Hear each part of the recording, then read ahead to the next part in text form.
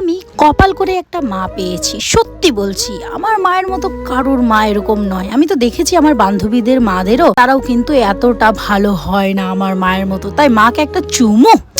চলো, আজকে সকালবেলায় ঘুম থেকে আমি উঠেছিলাম 11টা ওই 10-15 হবে। তারপরে উঠে পড়ে না, ঘুম থেকে ওঠার সাথে সাথে মা আমাকে বলছে নে চাটা খেয়ে নে। কিন্তু আমি মুখ ধুইনি, মাকে বলছি মা আমি মুখ ধুই, বুঝাও খেয়ে নে, কিছু হবে না।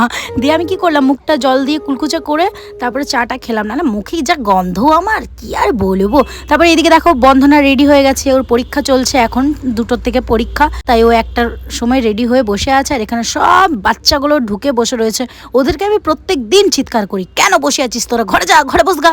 হ্যাঁ, আমার ঘরটা নোংরা করতে চলে আসিস, সব সময় বকতে থাকি ওদেরকে। কিন্তু জানো তো ওরা অনেকটাই ভালো। আমি যখনই ভিডিও করি না, ওদেরকে বলি না একটুখানি এটা করে দে রে মিঠি, একটুখানি এটা করে দে রে গায়ত্রী, অনেকটাই হেল্প করে।